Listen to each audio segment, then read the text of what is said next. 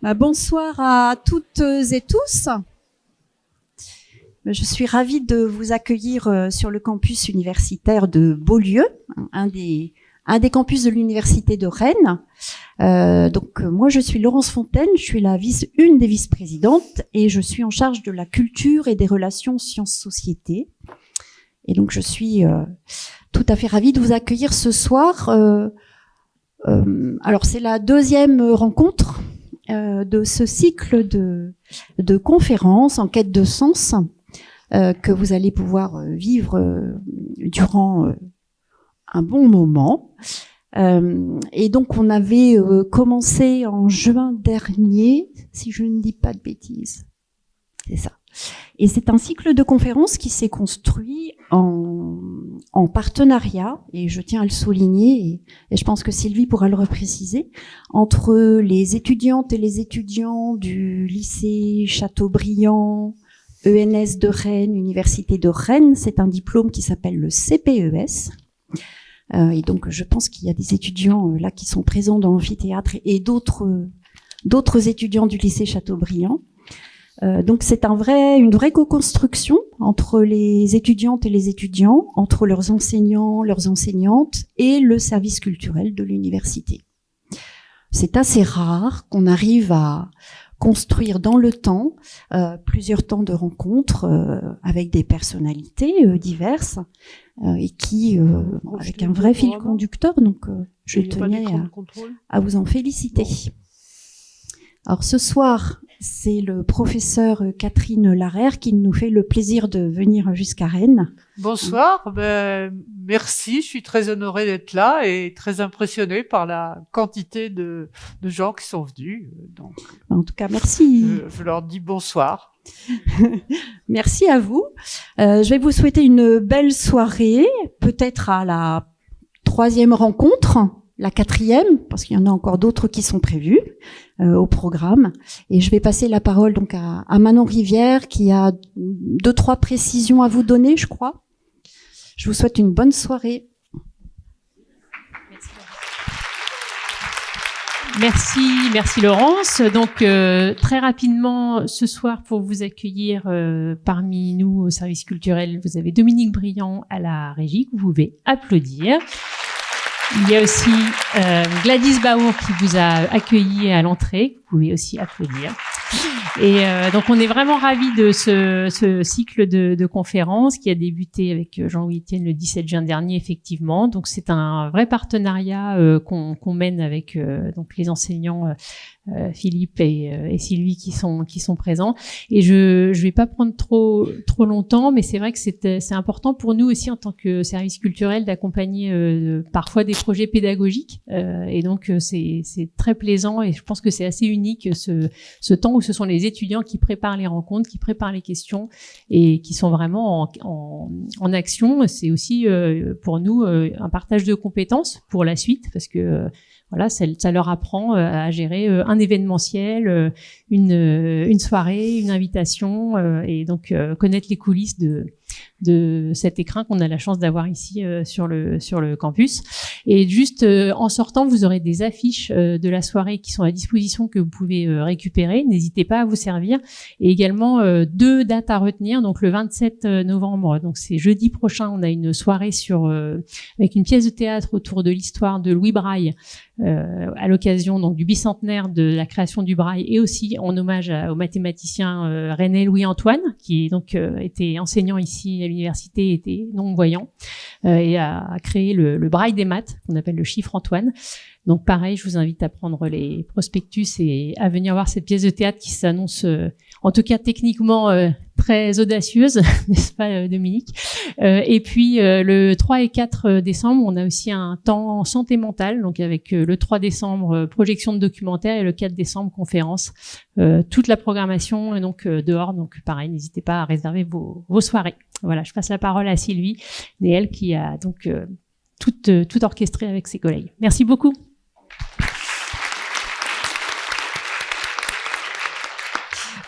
Merci à tous d'être là. Je vais être très brève. Je vais remercier les étudiants du CPES pour leur engagement sans faille et je vous souhaite une très bonne soirée. À vous Mila.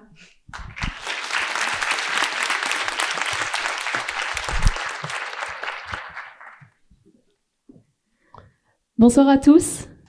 Merci d'avoir répondu présent pour notre deuxième épisode de notre cycle de conférences En quête de sens que nous, étudiants du CPES, vous proposons en partenariat avec le service culturel de l'université afin de transmettre des savoirs relatifs à la protection de l'environnement et d'en débattre avec convivialité.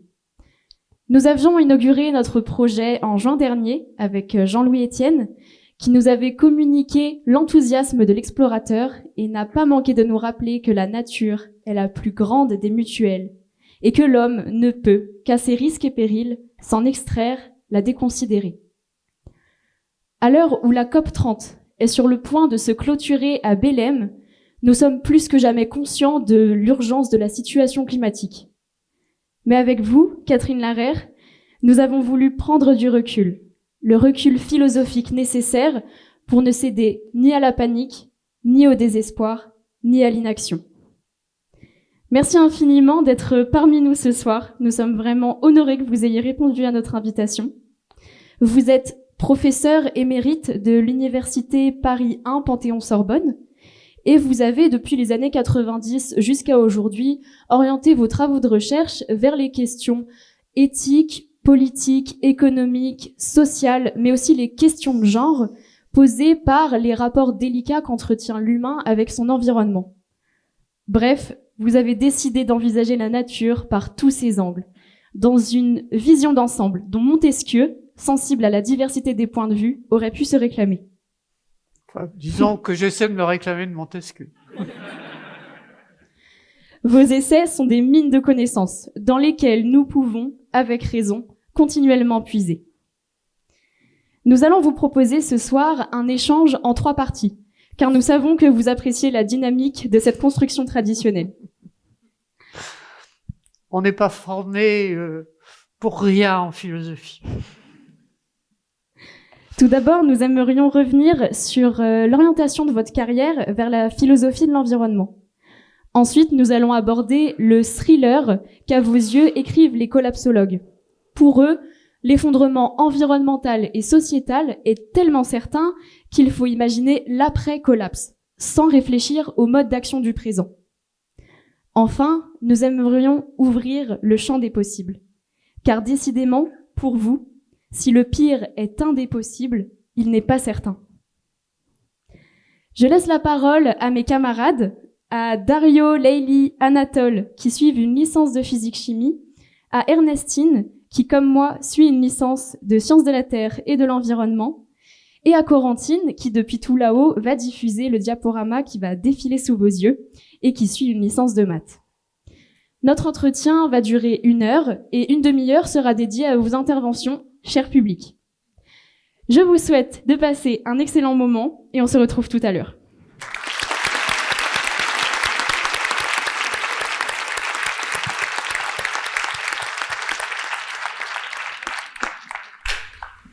Merci Amila pour l'introduction. Nous allons maintenant pouvoir passer à la première partie de notre échange qui sera consacrée à votre parcours intellectuel au choix de la philosophie environnementale. Alors tout d'abord, nous avons affiché une frise chronologique. Nous y avons placé les événements importants de ces 50 dernières années qui témoignent de la prise de conscience progressive de la crise environnementale. Vous les rappelez, au début de votre essai, le pire n'est pas certain. Nous y avons aussi ajouté les titres de vos œuvres principales, tels que Du bon usage de la nature, Penser et agir avec la nature, ou encore Le pire n'est pas certain. Pour débuter notre échange, nous voudrions revenir avec vous sur le choix de la philosophie environnementale parmi d'autres champs d'études. À quel moment fixez-vous votre prise de conscience écologique et est-ce que, dès la rédaction de votre thèse qui aborde avec les physiocrates du XVIIIe siècle l'exploitation économique de la Terre, la route est tracée? Non, pas du tout. Pas du tout. Bon, j'ai fait des études littéraires, de philosophie très classiques qui m'ont mené à l'agrégation de philosophie et j'ai eu très vite un poste à l'université. Et en fait, je suis arrivée en philosophie politique. Et donc, mon choix de thèse ça a été sur la philosophie politique du XVIIIe avec un thème très large que j'ai ensuite précisé, c'est ce qu'on fait toujours. Et donc, j'ai été amené à étudier l'émergence de la pensée économique, principalement en France, au XVIIIe siècle. Donc, effectivement, les physiocrates, physiocratie, hein, ça veut dire gouvernement de la nature, qui ont développé une réflexion qu'ils ont nommée économique, le mot était fort peu utilisé, centré sur l'agriculture.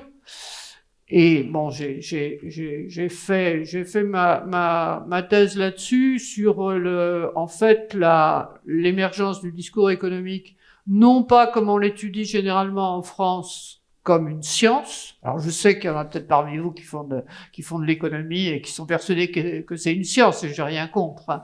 Mais moi, ce qui m'a intéressé, c'est de voir comment c'était l'élaboration d'un nouveau discours politique et comment dans l'émergence de l'économie telle qu'elle se met en place en France au XVIIIe siècle, alors sans oublier Smith en Angleterre, mais c'est un tout petit peu plus tard, c'était finalement, ce n'est plus un discours sur le peuple, ce qui était le discours politique de philosophie politique traditionnelle, et beaucoup plus un discours sur la société, et donc les rapports, la place des gens dans la société. Il faut bien se dire qu'au début, l'économie, c'est une façon de donner leur place dans la société et dans la politique à des gens dont on parle pas d'habitude.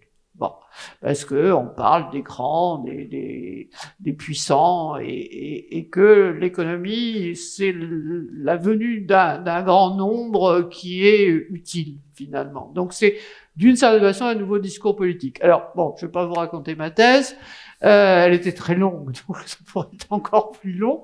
Et une fois que j'ai fait ça, bon, que j'ai publié, que j'ai eu un poste de professeur, j'ai beaucoup travaillé sur Montesquieu, sur lequel j'avais déjà travaillé. Donc, c'est une formation très très classique en philosophie politique, très classique en France, c'est-à-dire faire de la philosophie politique, c'est d'abord faire de l'histoire de la philosophie politique. Et bon, tout ça allait très bien. Mais il s'est trouvé que pour un tas de raisons, là aussi on pourrait passer toute la soirée si je vous expliquais pourquoi en 1992, au moment où allait se tenir le sommet de la Terre à Rio, hein, cette conférence de Rio d'où est issue toute une quantité de textes, hein, qui organisent la politique écologique d'aujourd'hui. La COP 30 à Belém, si on la nomme COP 30, conférence des partis, c'est que c'est et on dit que c'est la 30e. Les partis, ce sont les partis qui ont signé la Convention cadre des Nations Unies sur le changement climatique qui a été adoptée à Rio en 1992, et que donc chaque année les représentants des signataires et de ceux qui n'ont pas signé se réunissent pour élaborer les politiques au niveau international sur le changement climatique. Donc c'est dire l'importance de la conférence de Rio. Bon, très peu de temps avant, ça se tenait donc au Brésil, et il s'est tenu quantité de colloques préparatoires, comme ça se fait toujours, comme il y en a en ce moment au Brésil, et tous les ans. S'est tenue une conférence sur l'éthique environnementale à Porto Alegre, c'est-à-dire au sud du Brésil, où je me suis retrouvé, alors que je ne connaissais rien à l'éthique environnementale, je ne savais même pas que ça existait. Donc c'est comme ça que je rencontre l'éthique environnementale, c'est-à-dire la réflexion philosophique sur la dimension morale des rapports des hommes avec la nature, et ça m'a intéressé. Bon, et quand je reviens en France, une des raisons pour lesquelles j'étais à Porto Alegre, alors que je ne connaissais rien à la philosophie de l'environnement, c'est que mon mari, Raphaël Larère, qui lui et de formation agro, hein, et qui était à ce moment-là à l'INRA, à l'Institut national de la recherche agronomique, avait travaillé sur les forêts et à partir des forêts avait travaillé sur la protection de la nature. Et donc donc c'est une occasion, hein, qu'on a pris au vol finalement, et on s'est mis à travailler tous les deux ensemble. Donc je lui rends hommage. Il est malheureusement mort au tout début janvier.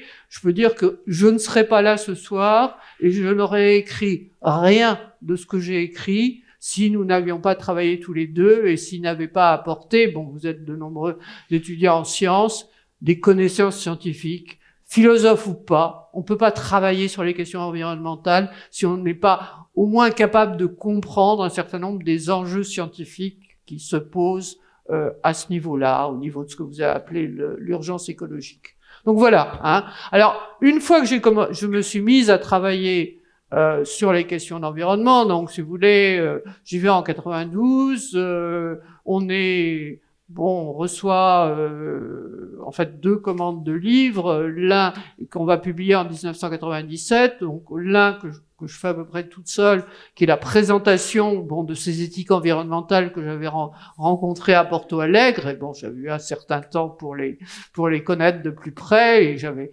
correspondu avec c'est essentiellement des Américains, hein, des anglophones qui ont développé ça, donc j'avais correspondu avec mes collègues américains pour me renseigner sur quelque chose qui était très très très très peu connu en France.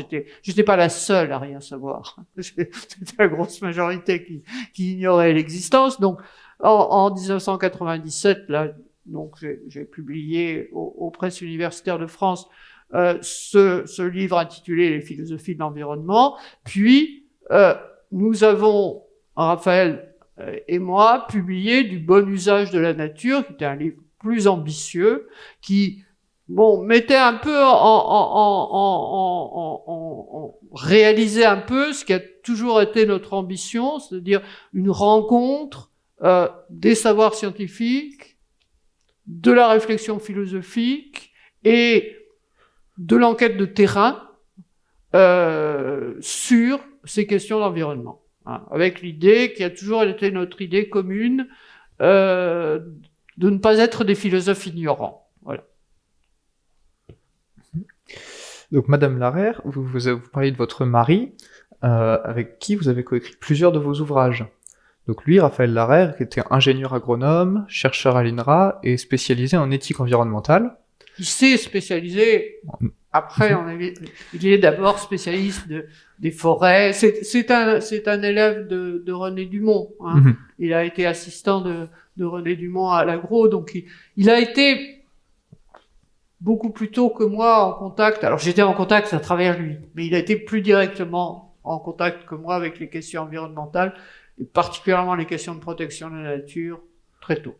Justement, la protection de la nature, il a été conseiller scientifique du parc national de la Vanoise, il a présidé aussi le conseil scientifique du parc du Mercantour. Est-ce que vous pourriez revenir plus précisément sur l'écriture de ces ouvrages avec Raphaël Larère, donc cette écriture un peu à 4 mains, et en quoi la transdisciplinarité de votre approche était-elle une richesse, et qu'est-ce que cela vous a apporté dans le débat intellectuel? Alors, pour revenir, quand je reviens de Porto Alegre, je vous ai dit, je suis prof d'université, donc je suis un petit peu tranquille sur le plan de présenter de carrière, etc. Et je me lance dans cette interrogation sur connaître ce qu'est cette philosophie de l'environnement, puis qui touche aux questions d'environnement, de nature, essentiellement au départ de protection de la nature, hein. Et donc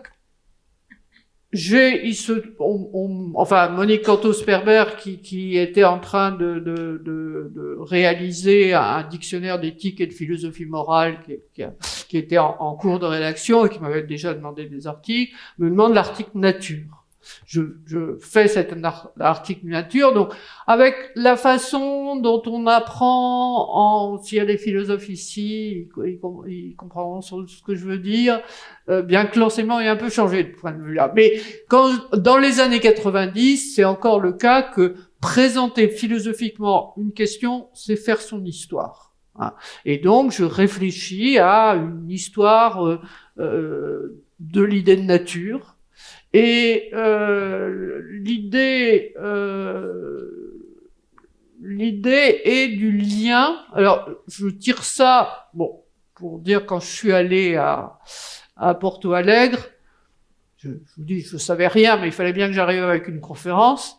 Et donc, j'avais choisi de présenter le livre de Michel Serres, je ne sais pas si vous en avez entendu parler, intitulé Le contrat naturel. Michel Serres est un philosophe et qui publie en 1990 un livre où il lance une idée qui maintenant est admise, je pense que ça vous choque plus, mais qui sur le coup a énormément choqué, et que comprend l'idée de contrat naturel, c'est-à-dire l'idée que, pour redéfinir nos relations avec la nature, il faut définir quelque chose comme un contrat avec la nature. Alors c'est ça qui fait hurler. Le contrat, c'est une affaire politique. La nature n'est pas un sujet, mais en même temps, il lance une idée qui va avoir énormément de répercussions. Et dans cette idée, il y en a une autre qui est contenue, qui est que finalement, qu'est-ce qui fait nos rapports avec la nature? C'est un certain état des sciences. C'est nos rapports. Alors, il y a l'admiration, il y a les promenades, etc. Mais le fond de nos rapports avec la nature, et ce qui fait les problèmes écologiques, de destruction, de déséquilibre, de difficultés qu'il y a avec la nature, c'est un certain état des sciences. Donc, l'idée qu'on ne peut pas mener une réflexion sur les questions d'environnement si on ne tient pas compte de l'état scientifique du moment. Bon, je pense que vous en savez assez sur les questions d'environnement, et bon, on vous a parlé de la COP 30, on pourrait parler, il y a des COP équivalentes sur les questions de biodiversité, de diversité biologique. Donc, il y a l'investissement scientifique dans les questions écologiques est extrêmement important. Donc, on ne peut pas parler philosophiquement, moralement, de ces questions sans lier interrogation sur les sciences et interrogation plus philosophique. Donc, c'est en rédigeant cet article nature pour le dictionnaire d'éthique et de philosophie morale de Monique Canto que, bon, je reprends non seulement, si vous voulez, une histoire. Bon, les histoires philosophiques de la nature, ça commence avec les Grecs, hein, donc les Grecs, les modernes actuellement, etc. Mais aussi que je me rends compte de l'importance de suivre les moments scientifiques correspondants. Et c'est là que je me rends compte que ça demande des connaissances en histoire des sciences, que j'ai pas forcément. Je vous ai dit, j'ai une formation de philosophie politique, beaucoup plus que de philosophie des sciences, et je me rends compte qu'il faut absolument que Raphaël et moi travaillions ensemble. Donc, au départ, c'est l'idée de réunir des compétences. Et bon, c'est comme ça que finalement, à partir de l'article que j'avais fait, bon, qui était un article qui faisait une vingtaine de pages, hein, on a fait un livre de 200 pages. Donc ça a donné un plan qu'on a complètement retravaillé. Et donc, bon, 4 mains, qu'est-ce que ça veut dire? Ça veut dire, alors j'ai rencontré des gens qui sont à 2, donc qui ont 4 mains sur leur clavier d'ordinateur. C'était pas notre cas. Hein. On se répartissait le travail, mais on lisait, on échangeait. Donc,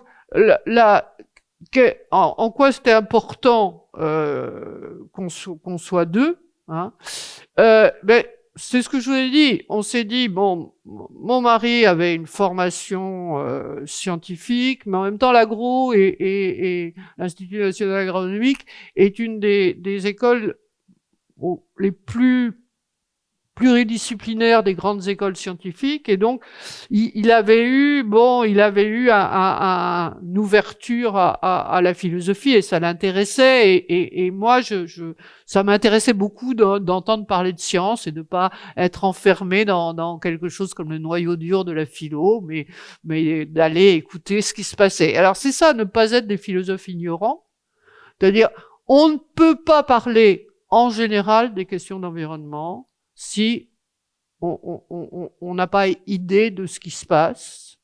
Mais en même temps, et ce qui a justifié notre investissement philosophique dans ces questions, ce qu'on appelle la crise environnementale, à tort ou à raison, donc la mise sur le devant de la scène de questions scientifiques qui étaient un peu à l'arrière-plan, fait que toute une quantité de concepts qui permettent de se repérer justement dans nos rapports avec la nature, avec la société, sont remis en cause.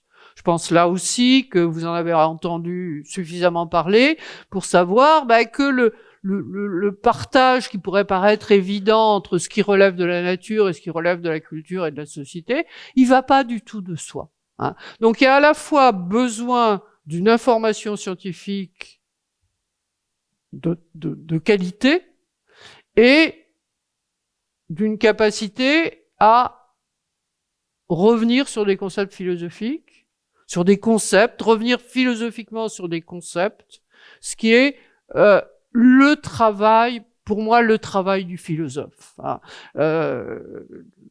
Vous connaissez au moins de nom Georges Canguilhem, donc qui a été un philosophe universitaire important, spécialiste d'histoire des sciences, et plus précisément, il était à la fois médecin et philosophe, hein, ce qui est une tradition parmi un certain nombre de philosophes. Donc, il s'intéressait beaucoup à la biologie, à la médecine, etc. Et il disait que pour la philosophie, toute matière étrangère est bonne, et toute bonne matière est étrangère. C'est-à-dire que la philosophie n'a pas seulement ce qu'elle fait quand elle fait de la métaphysique, etc., pour vocation de s'interroger sur elle-même et de s'inscrire dans son histoire et de se demander c'est quoi la réalité, etc. Bon, il faut ça pour que ça avance, mais elle a aussi pour vocation non pas d'élaborer une théorie générale, mais d'aider les gens qui travaillent à réfléchir sur les concepts qu'ils utilisent. Parce que c'est ça moi, ce qui me passionne philosophiquement et comme femme et sur les questions environnementales, c'est que ça remet en question des choses qui nous paraissaient évidentes. Alors, le projet de l'essai Le pire n'est pas certain est né à l'été 2015 lors d'un colloque intitulé Quelle transition écologique qui s'est tenu à Cerisy, en Normandie. Et... C'est un bel endroit. Hein. Quand il pleut pas, c'est très très bien. Et il me semble d'ailleurs qu'une journée avait été consacrée à votre œuvre commune. Et donc le principe d'un colloque, c'est bien sûr d'accepter le débat d'idées, et de trouver des accords et des désaccords. Et donc parmi les portraits qu'on vous a affichés juste derrière vous, est-ce que vous pourriez en choisir plusieurs et nous dire ce qui vous oppose à eux et au contraire ce qui vous relie ? Alors, bon, je vais partir du colloque que vous venez d'évoquer. Alors, c'est effectivement un colloque qui se tient alors à Cerisy. La caractéristique des colloques de Cerisy, c'est qu'ils durent une semaine. Parfois 5 jours, parfois 10 jours, mais disons une semaine en moyenne, qu'il rassemble à la fois des intervenants et un public qui est venu parce que ça l'intéresse, parce qu'il veut entendre. Donc c'est pas unique, si vous voulez, c'est pas des colloques de spécialistes où les spécialistes parlent entre eux de questions de spécialistes. Hein. c'est pas les gens qui viennent à Cerisy, c'est pas parce qu'il y a de la lumière à Cerisy qui rentrent, hein, c'est que la chose les intéresse et qu'ils viennent écouter. Mais c'est quand même plus ouvert. Et ce colloque était effectivement sur la transition écologique et on y trouvait, alors personne qui n'est là, mais je vais quand même citer leur nom, Dominique Bourg, par exemple, qui est quelqu'un qui a joué, qui joue toujours un rôle important dans je dirais là, alors c'est un philosophe, mais je dirais la pensée écologique. Hein, il a été longtemps professeur à Lausanne, et puis Dominique Méda, là aussi je lance des noms, je ne sais pas si vous les connaissez, mais Dominique Méda, c'est elle qui nous avait demandé à Raphaël et à moi d'écrire du bon usage de la nature. Mais disons, elle, c'est une elle est à la fois philosophe et puis énarque, donc elle a longtemps travaillé aux affaires sociales et elle a fait un livre sur le travail et à partir de là, elle est revenue à l'université. Et donc elle s'intéresse aux questions d'environnement, mais vu du point de vue social. Donc il y a au moins ces deux-là et on parle de transition. Et Raphaël et moi, chacun de nous doit intervenir. Nous sommes là et nous nous rendons compte vite que parmi les intervenants, il y a Yves Cochet.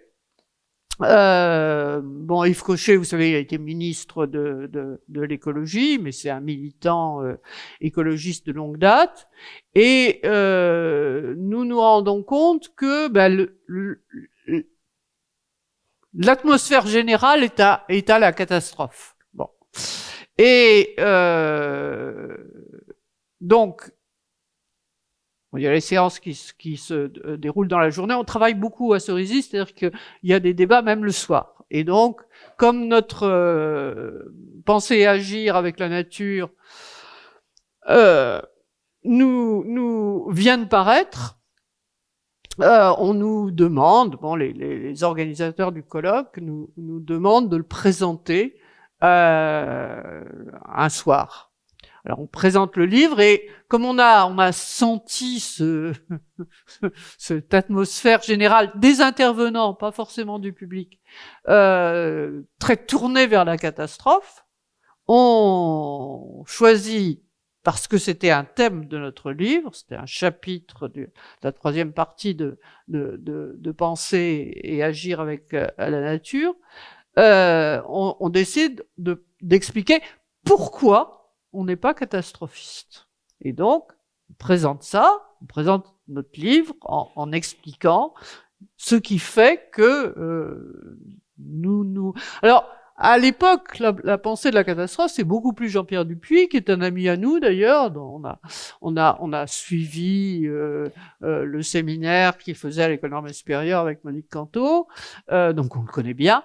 On a discuté sa théorie de la catastrophe, donc c'est là aussi qu'on a trouvé des arguments pour dire qu'on était en désaccord avec lui. Bon, tout ça, c'est du débat.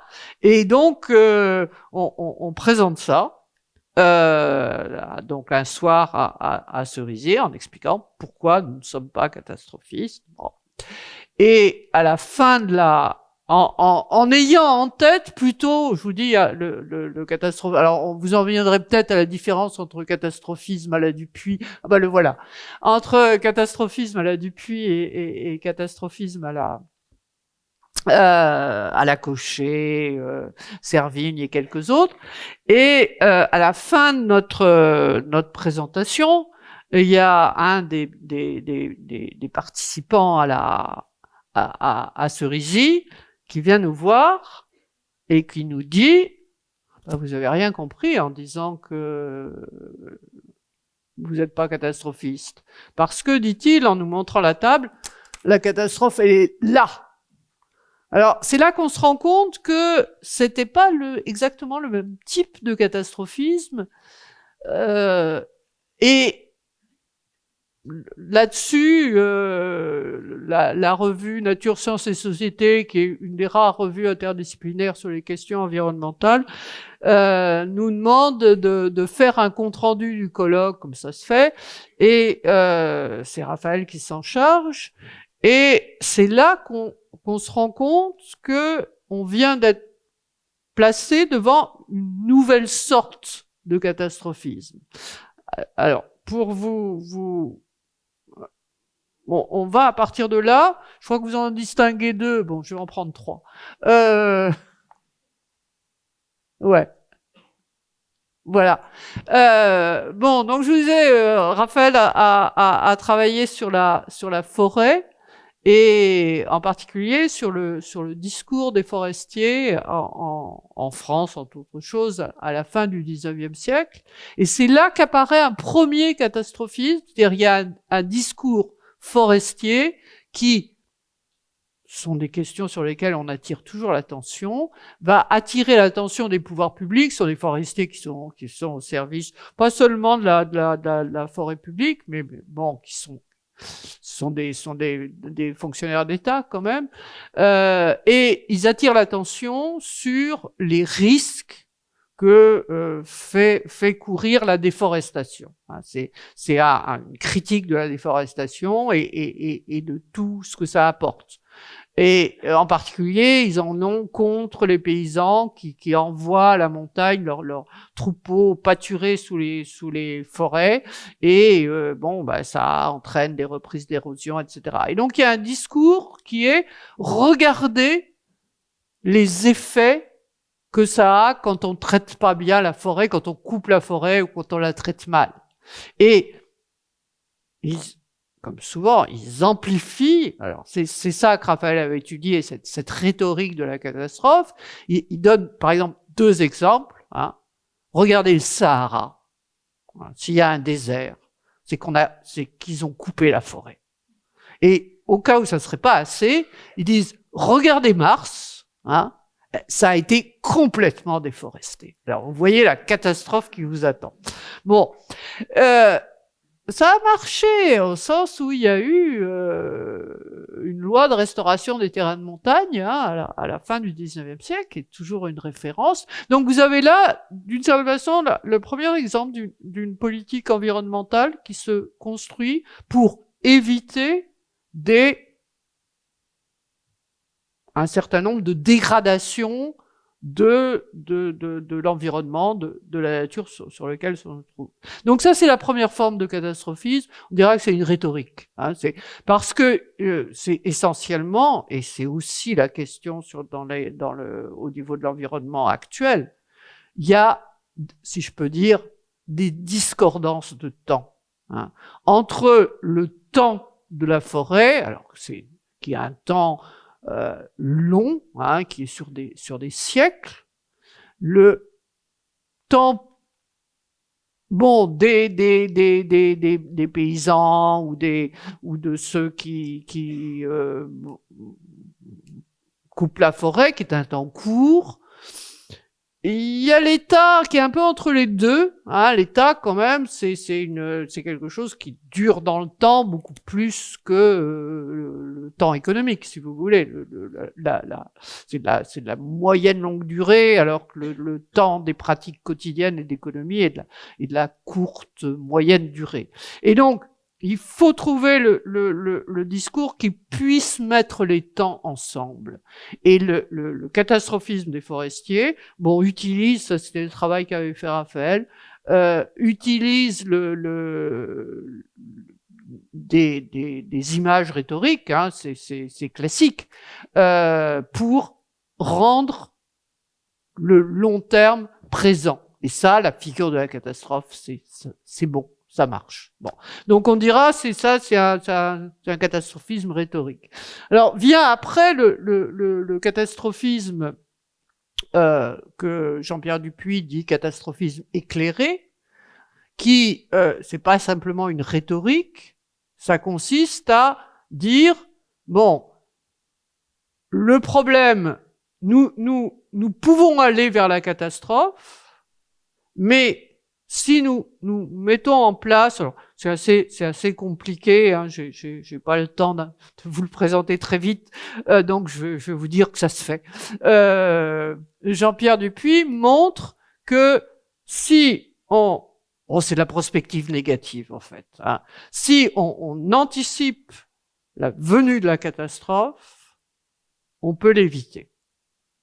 Tandis que si on laisse, si on anticipe à partir de projections, à partir du présent, eh ben, on n'évitera pas la catastrophe. Donc, on a là, alors, il faut bien voir que la référence de modèle, la référence de Jean-Pierre Dupuy en matière de catastrophisme éclairé, c'est la dissuasion nucléaire. Hein. C'est-à-dire que c'est en prenant au sérieux, alors ça n'empêche pas qu'il est très très inquiet hein, sur notre proximité de l'apocalypse nucléaire. Mais c'est ce modèle-là. Hein. Il faut anticiper la venue de la catastrophe. Il faut y croire pour pouvoir l'éviter. Donc c'est ce qu'on a appelé un catastrophisme méthodologique. Et les références de Jean-Pierre Dupuy, les références philosophiques, c'est Hans Jonas, le philosophe allemand qui a écrit le principe responsabilité, qui est ce qu'il appelle l'heuristique de la peur et le scénario du pire. C'est le même. Disons que c'est de ça que Jean-Pierre Dupuy tire une sorte de schéma opérationnel. L'autre référence, c'est Günther Anders, qui est exactement de la même génération que Hans Jonas. Ils se connaissent. Ils ont tous les deux fui l'Allemagne nazie. Ils se sont retrouvés aux États-Unis. Mais Günther Anders, lui, est beaucoup plus fasciné par le nucléaire et par le risque de destruction par une bombe atomique. Mais il a la même idée que reprend Dupuy dans ses livres, que pour éviter la catastrophe, il faut l'anticiper comme réelle. Il dit d'ailleurs à un moment, Günther Anders, c'est la différence avec la pensée chrétienne, l'anticipation chrétienne du jugement dernier, de l'apocalypse, etc. C'est que eux, ils croient que ça va se passer, et nous n'y croyons que pour l'éviter. Alors, de ce point de vue-là, alors, c'est pour ça que je dirais plutôt collapsologue, hein, du mot latin collapsus, de l'anglais collapse, qui veut dire effondrement. C'est en ça que les collapsologues, et c'est pour ça que vous avez rien compris, elle est là, hein, elle est là, la catastrophe. Eux, ils disent, elle est certaine. Hein. Et donc, ce qu'il faut faire, alors est-ce qu'il faut se placer après? Bon, c'est peut-être un peu plus compliqué que ce qu'on peut, enfin, admettons. Hein. Mais l'idée, donc, que là, on peut, et quelqu'un comme Yves Cochet, moins que Pablo Servigne, mais Yves Cochet vous dit, il vous disait déjà en 2015, c'est certain pour 2030. Ça sera peut-être un peu avant, mais 2030, hein, il nous reste pas longtemps. Hein. Bon, voilà. Donc voilà les trois types de catastrophisme qu'on en vient à distinguer. Bon, et alors à partir de l'article de NSS, j'avais fait un article inspiré du compte-rendu de Raphaël dans le journal en ligne AOC, et l'éditrice de Premier Parallèle nous a demandé de faire un livre là-dessus, donc on a fait un livre là-dessus. Voilà.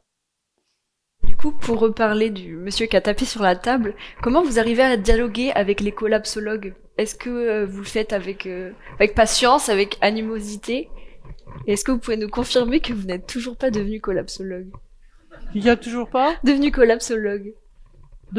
Que vous n'êtes toujours pas devenu collapsologue. Ah non, pas du tout. Non, ça risque pas. Alors,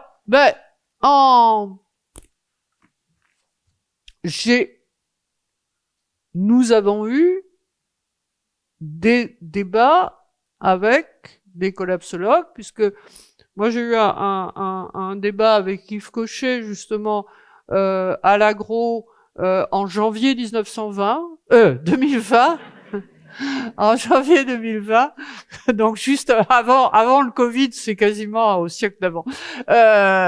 Donc en janvier 2020. Alors bon, pour vous dire très rapidement, ce qui fait qu'on n'est pas collapsologue, c'est que l'argument, Alors pas la collapsologie, le catastrophisme de Jean-Pierre, avec lequel on est d'accord jusqu'à un certain point, mais où on n'est pas du tout d'accord avec quelqu'un comme Cochet, par exemple, avec qui donc je me trouve à discuter dans un amphi de l'agro au tout début 2020, c'est que la thèse de Cochet, reprise, aménagée par Pablo Servigne, et qu'ils prennent, là, dans votre bibliographie, vous renvoyez à un certain nombre de livres qui font une sorte de théorie de l'effondrement, c'est que nous vivons dans des systèmes complexes, parce que la complexification de nos rapports à l'environnement, nos systèmes sont de plus en plus reliés les uns aux autres et entrelacés, et c'est ça qu'ils prennent à, je sais pas si vous le mettez dans votre biblio, mais c'est quelqu'un qui s'appelle Joseph Tenter qui a lancé cette idée, que plus un système est complexe, plus il est fragile. Et eux, ils en tirent, donc les systèmes complexes sont exposés à l'effondrement, et le pas suivant, c'est de dire, eh bien, cet effondrement, il peut être prévu. C'est ce que dit Cochet quand il dit 2030. Je vous dis, Servigne est plus prudent.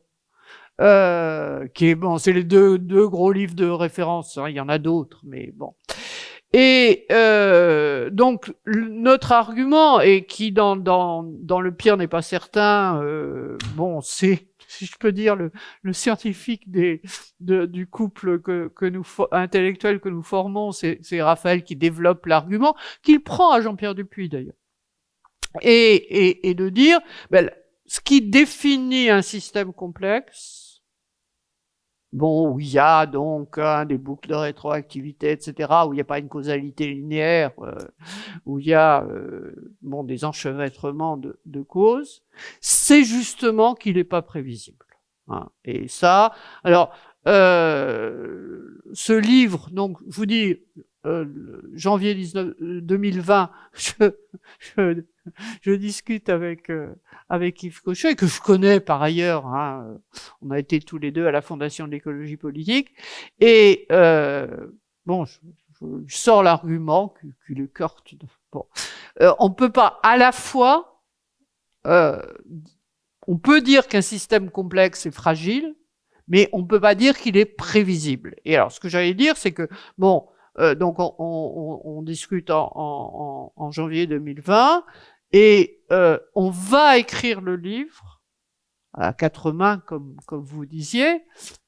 On va écrire le livre en plein Covid, pendant le confinement, d'une certaine façon heureusement, parce que tous nos engagements sont annulés. Hein, on devait aller, pendant la période du Covid, on devait aller 2 fois en Amérique du Nord, ce qui n'est pas bien pour l'empreinte. Hein. Mais on n'y va pas, puisque on a le temps d'écrire. Et donc, on écrit pendant le confinement, c'est-à-dire en même temps, en voyant arriver quelque chose qui est de l'ordre de la catastrophe en direct. C'est-à-dire qu'on voit effectivement comment, dans la complexité, si vous prenez, par exemple, ce qu'on a appelé la grippe espagnole, hein, en 1919, qui est aussi une pandémie, et si vous regardez le Covid, hein, le SARS-CoV-2, qui est une pandémie, eh bien, le Covid, ça va beaucoup plus vite. Pourquoi? Parce que le SARS-CoV-2, le virus, il prend l'avion, hein, et que le réseau de connexion aérienne et le réseau de transmission du virus. Donc, on a effectivement la confirmation que dans les systèmes complexes sont fragiles. Et on a aussi la confirmation que ça s'effondre pas. Hein, on a vu et ce qu'on voit, parce que on est confiné, mais on a la radio, on a Internet, etc. C'est que les journaux téléphonent à à Yves Cochet ou à Pablo Servigne, et Yves Cochet en particulier dit « Ah, ben j'ai téléphoné à mes amis et je leur ai dit « Vous voyez, ça arrive plus tôt que prévu, hein ?» Bon, oui, ça, c'était prévu, hein. La possibilité d'une pandémie était tout à fait envisagée. Ça veut dire qu'on avait fait ce qu'il fallait, mais elle était envisagée. Mais l'effondrement ne s'est pas produit. L'effondrement ne s'est pas produit parce qu'il y a des gens qui ont continué à travailler, parce que c'est pas si simple, hein, parce que ça se répand pas avec une vitesse à laquelle on peut pas s'opposer, parce que alors ce qu'on développe dans le livre, c'est que la complexité, il y a des endroits plus ou moins fragiles, et là, bon, c'est Raphaël qui a développé ça. On en a discuté avec Dupuis d'ailleurs. Bon, donc, pour dire que on n'est pas collapsologue, qu'est-ce que ça veut dire? Ça veut dire que l'idée de Cochet, de Servigne, c'est on va avoir un effondrement global et simultané. Et on peut le prévoir. Alors, à ça, on répond deux choses. Je vous dis, on répond, bah non, on peut pas le prévoir. Il est imprévisible. Et pendant le confinement, Edgar Morin, qui arrive à ses 100 ans, confirme ce qu'on est en train d'écrire, et ça nous réjouit, hein. Il dit, la seule chose à laquelle on puisse attendre, c'est à l'inattendu. Hein. Ce qui caractérise la complexité de notre monde, c'est beaucoup plus grande impossibilité de prévoir que dans un monde moins complexe. Bon, ça, première chose. Donc, et deuxième chose, et c'est ça qu'on discute après une réflexion sur ce que c'est qu'un système complexe et comment cette fragilité n'exclut pas des formes de résilience, c'est que la possibilité, hein, le pire n'est pas certain, ça veut pas dire qu'il est certain que le pire ne sera pas. Hein. Ça, c'est pure logique des propositions. Hein. La négation d'une universelle négative, c'est pas une universelle positive, affirmative. Donc, il est certain que le pire n'est pas certain, ne veut pas dire il est certain que le pire n'arrivera pas. Mais de l'étude que nous faisons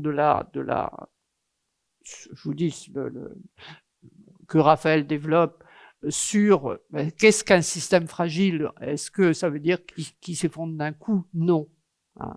Donc, ça veut dire qu'il peut y avoir des catastrophes, je reviens au terme de catastrophe, qu'il peut y avoir des catastrophes, qu'il y en a déjà. Qu'il y en a. Quand je discute avec Yves Cochet en janvier 2020, on est en plein moment de ce qu'on appelle des méga-feux en Australie. Hein, bon, voilà une catastrophe. Des catastrophes, il y en a sans arrêt, mais elles sont locales. Alors, local, ça veut pas dire en un tout petit endroit, hein, et ça veut dire elles se globalisent pas en une catastrophe unique. Et c'est en ce sens que plutôt que d'être fasciné par la venue de la catastrophe à venir, d'être dans l'éco-anxiété en se disant bon, ça va nous tomber sur la tête, il vaut mieux s'occuper de ce qui se passe autour de nous et aider à prendre en charge les catastrophes qui se produisent sans arrêt. Enfin, sans arrêt. Il y en a de plus en plus. Bon, les derniers cyclones, que ce soit aux Antilles ou aux Philippines, on voit ce que ça donne. Et nous abordons désormais la deuxième partie de notre entretien, qui est consacrée justement à la critique acérée et méticuleuse que vous et votre mari avez élaborée, dont le pire n'est pas certain, et par rapport au catastrophisme. Vous y remettez notamment en question la pertinence du terme anthropocène pour désigner la période actuelle marquée par un dérèglement climatique d'origine anthropique. Pouvez-vous revenir sur les arguments scientifiques et sociaux qui nourrissent votre méfiance à son égard, et pourquoi est-ce avec ce terme d'anthropocène que s'épanouit la collapsologie, qui est elle convaincue que le pire est certain. Alors je modulerai un peu, si vous permettez. Hein. je modulerai un peu ce que vous venez de dire. Alors, bon, vous êtes très nombreux. Je ne sais pas ce que vous savez. Et donc, je vais peut-être redire des choses que vous savez par cœur, mais je pense pas. Bon, c'est quoi l'anthropocène, hein? Le terme est construit sur une double racine grecque, anthropos et kénos. C'est anthropos. Cène, ça veut dire dernier, mais disons, c'est l'ère de l'humain. Hein? Alors, ce nom vient d'une proposition qui est faite dans une lettre de l'IGBP, de International Géosphère Biosphère Programme, donc c'est les sciences du système Terre, et quelqu'un qui s'appelle Crutzen, qui est un prix Nobel de chimie, et un écologue, Eugène Sturmer, font une proposition de donner le nom d'anthropocène à une nouvelle ère géologique qui va succéder à l'ère dans laquelle on se trouve, toujours d'ailleurs, intitulée Holocène. Alors là encore, je ne sais pas ce que vous savez, mais en gros, vous avez certainement entendu parler du Quaternaire. Hein, on distinguait jusque-là deux ères dans le Quaternaire, qui étaient le Pléistocène, qui est une période marquée par beaucoup de froid, et avec des périodes interglaciaires, et puis, alors ça fait des millions d'années, puis, il y a à peu près 12 000 ans, une période interglaciaire, donc avec un climat beaucoup moins rigoureux, et assez stable, et qui en plus est marqué par l'émergence de l'espèce humaine, l'accès à l'agriculture, puis le développement des civilisations. Et donc on propose qu'à cette période d'Holocène, qui est dans l'histoire de la géologie, hein, dans l'histoire des époques de la Terre, qui est de reconnaissance relativement récente, puisqu'elle date du fin du 19e siècle, début du 20e siècle, on rajoute une nouvelle ère qu'on va nommer Anthropocène. Alors pourquoi est-ce que à l'Holocène on va faire succéder l'Anthropocène? Parce que, eh bien, d'où la référence à l'humain, les impacts des actions humaines et le poids même de l'espèce humaine, de la population humaine, est si fort qu'il réagit sur l'ensemble du système Terre, qu'il perturbe, hein, ou qu'il donne une nouvelle orientation à l'ensemble des cycles qui définissent le système Terre. Alors, le plus connu, c'est le changement climatique. Et le changement climatique, donc quand cette proposition, je ne sais pas si je vous ai dit quand est publiée la proposition de l'Anthropocène dans une lettre de l'IGPP, c'est en 2000, piouf, tout début du siècle.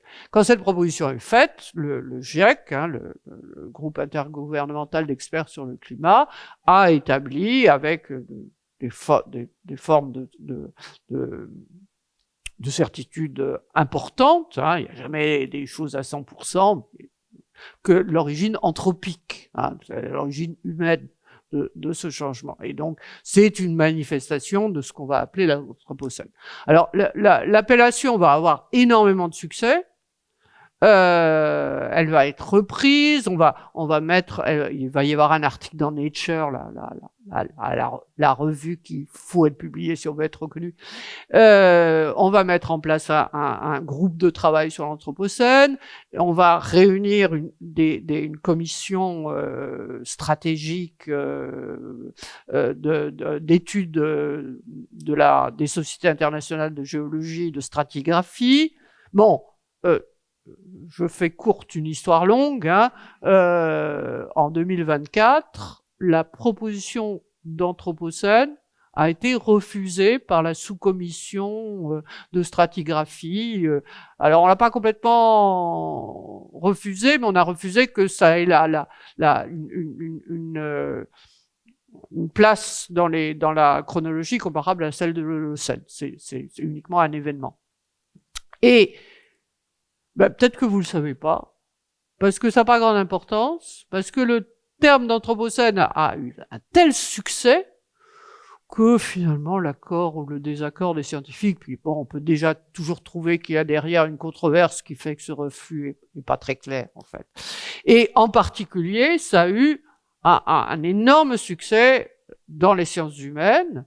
Alors je vais revenir là-dessus sur un élément qui renvoie à moi. En 2015, au moment où avant que se réunissent, vous savez qu'en 2015, il y a eu la COP 21, comme il y a la COP 30 maintenant, qui s'est réunie au Bourget à Paris et qui allait aboutir aux accords de Paris.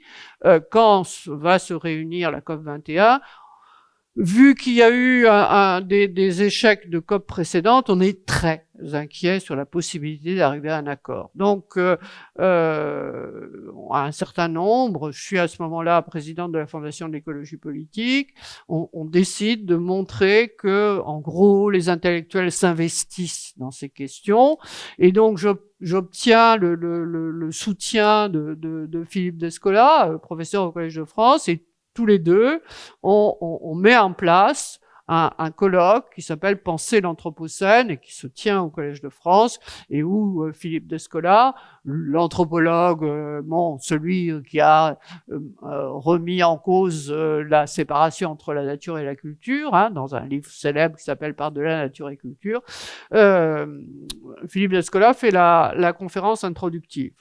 Et donc il y avait des représentants du groupe de travail sur l'Anthropocène, mais c'était pour montrer que les sciences humaines s'investissaient dans ces questions.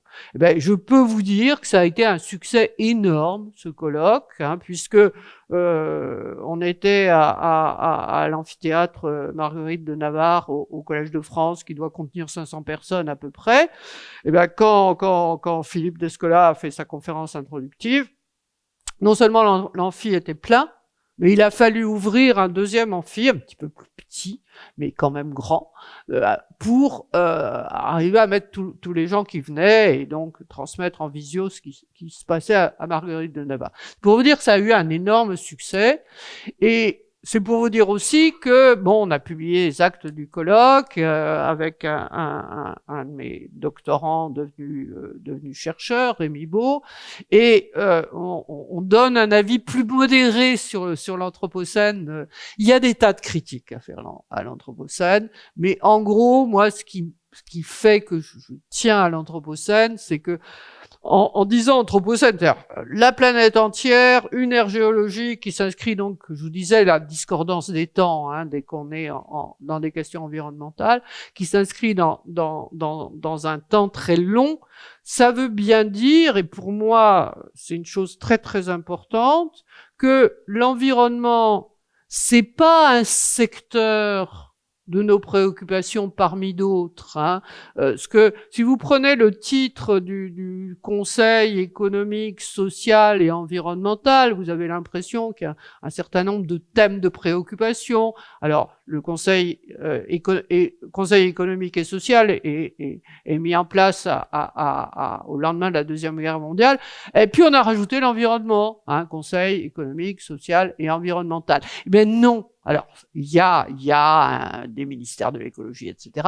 Mais on peut dire, et c'est ça que dit l'Anthropocène, c'est notre condition terrestre habituelle, actuelle. Et le deuxième nom que j'ai pas cité en citant Philippe Descola, mais que je tiens à citer, à qui je tiens à rendre hommage, c'est Bruno Latour. C'est Bruno Latour qui a montré ça. Et donc, je suis attaché, si vous voulez, à la notion d'Anthropocène, parce que pour moi c'est la meilleure façon de dire c'est pas une question parmi d'autres, toutes les questions sont sur fond d'Anthropocène. Alors il y a différentes interprétations de l'Anthropocène et on peut Si vous voulez, si l'anthropocène, c'est l'arrivée des hommes dans la nature, c'est cette complexification. Et donc, les collapsologues, l'anthropocène, ça leur va bien, hein, parce qu'ils disent ça conduit nécessairement à la catastrophe. Mais on n'est pas obligé, on peut critiquer la collapsologie et continuer à avoir une position argumentée sur l'anthropocène, mais moi, je conclurai pas à l'abandon du mot, ne serait-ce que parce qu'il est très utilisé et qu'on va pas si facilement contre le langage. Vous nous avez tout à l'heure parlé des systèmes complexes qui devaient être une des parties de ma deuxième question, mais du coup, on va se focus sur l'intuition, sur laquelle se basent beaucoup les catastrophistes et qui me semble assez peu scientifique. Donc, est-ce que normalement on a mis, oui, juste ici on a mis une des formulations qu'on retrouve dans le livre de Pablo Servigne et Raphaël Stevens. Est-ce que vous pourriez revenir sur l'utilisation de l'intuition, s'il vous plaît? Alors, on va revenir à Jean-Pierre Dupuy. Ça vous fait plaisir. J'espère que ça vous ennuie pas. Dans le catastrophisme éclairé, l'idée que développe Jean-Pierre Dupuy, c'est, bon, pour ce qui est, je vous dis, pour bien faire la différence entre Jean-Pierre Dupuy et la collapsologie, vous parlez de critique serrée de la collapsologie, mais Jean-Pierre Dupuy a écrit des critiques de la collapsologie qui sont beaucoup plus violentes que les nôtres, hein, mais beaucoup plus violentes. Bon, donc pour dire on n'est pas seul. Alors, l'idée de Jean-Pierre Dupuy, qu'il expose dans le catastrophisme éclairé, c'est que nous allions, qu'il y ait quantité de raisons scientifiques de penser que la catastrophe est possible. C'est une affaire de savoir scientifique, mais nous n'y croyons pas. Et les choses se jouent au niveau où nous croyons. Alors, si vous avez eu un cours sur croire et savoir en terminale, peut-être arrivé, c'est exactement l'inverse de ce qu'on vous dit d'habitude. Hein, en terminale, on fait ça à partir de l'existence de Dieu. On vous dit, nous ne pouvons pas savoir que Dieu existe, mais nous y croyons. Hein. Jean-Pierre Dupuy montre un autre rapport entre croire et savoir. Il y a des choses que nous savons, mais nous n'y croyons pas. Et il prend comme exemple les ados, et alors particulièrement les ados garçons, ils savent qu'ils sont mortels. Tout enfant de plus de 5 ans sait que les hommes peuvent mourir. Mais ils y croient pas. Si vous voyez la façon dont ils prennent des motos, vous voyez bien, le problème n'est pas ce qu'ils savent. Ils savent qu'on peut mourir, mais ils n'y croient pas. C'est-à-dire leur conduite dans la vie ne correspond pas à ce qu'ils savent. Eh bien, Jean-Pierre Dupuy dit, bon, les comparaisons valent ce qu'elles valent. Hein. Jean-Pierre Dupuy dit, ben nous c'est pour notre rapport à la catastrophe. Il pourrait le dire aussi bien pour la bombe atomique, hein, pour la guerre nucléaire. Nous savons, mais nous n'y croyons pas.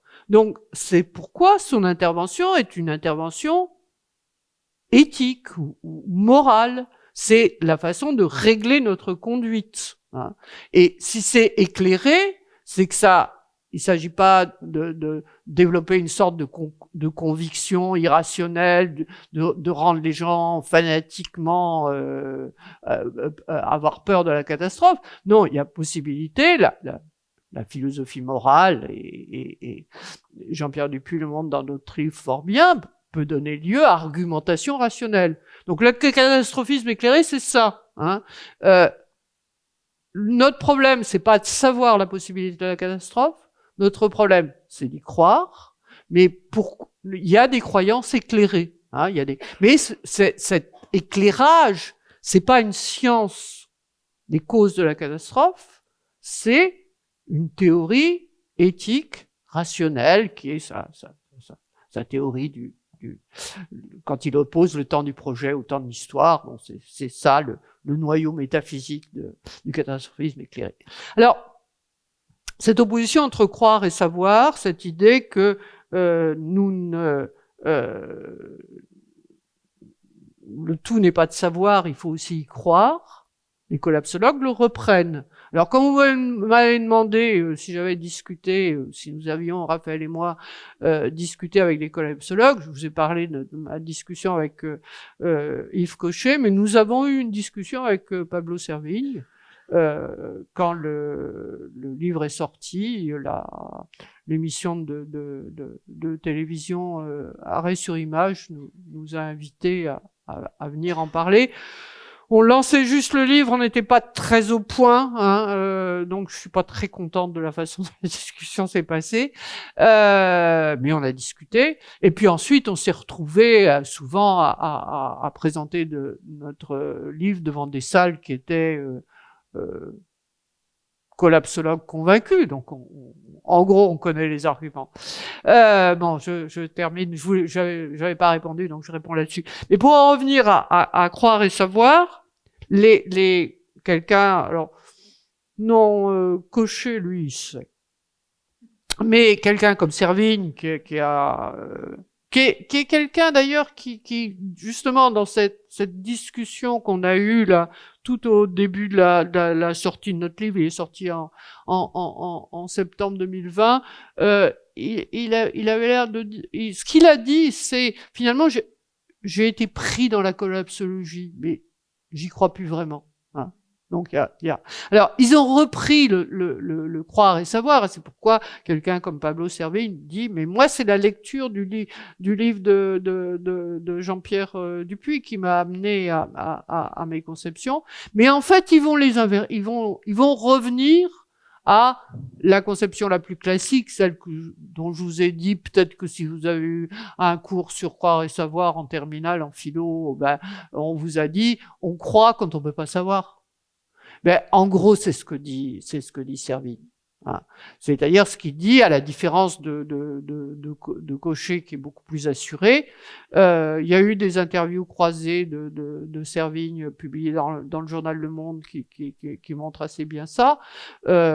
Servigne reconnaît une partie des arguments qu'on développe. On ne peut pas vraiment savoir non seulement la prévisibilité, mais même la certitude de ce qui définit comme effondrement. Et donc, l'intuition est importante. Donc, on revient au schéma ancien de croire et savoir. Et comme vous l'avez dit tout à l'heure, et vous ne niez absolument pas que la possibilité que surviennent des catastrophes. Ben non, et on peut pas. C'est difficile de nier ce qu'on voit. En fait, allons-y. Quand Trump vous dit c'est un canular, c'est pas du scepticisme. C'est une façon de dire je veux pas m'en occuper. Ça ne me concerne pas. Je ne ferai rien pour. Mais on peut pas nier les méga-feux, les inondations, la gravité, qu'on appelle ça ouragan, cyclone, ce que vous voulez, suivant la région. Ça vient pas d'exister, mais c'est plus fréquent et plus grave. Oui, et vous insistez justement sur la nécessité de prévenir les catastrophes. Et vous soulignez le caractère moral de cette nécessité. Et si la catastrophe survient alors qu'elle aurait pu être évitée, et la faute morale sera immense. Alors ça, c'est Jean-Pierre Dupuy. Oui. Ça, c'est Jean-Pierre Dupuy. Alors, on est d'accord qu'il y a une dimension, mais bon, moi, je dirais pas ça exactement comme ça. Alors, je vais revenir à Jean-Pierre Dupuy, puisque, bon.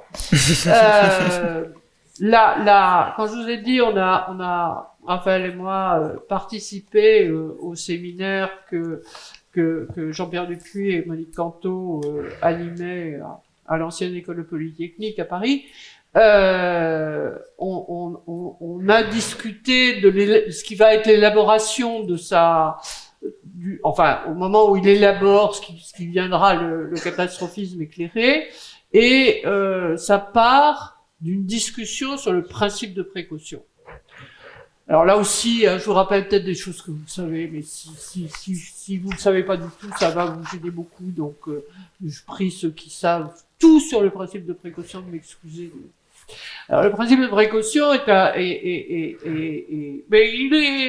intervient dans la déclaration de Rio en 1992, et il est repris en droit français en 1995 avec la loi dite loi Varnier, qui est la loi de l'environnement, quoi. Bon.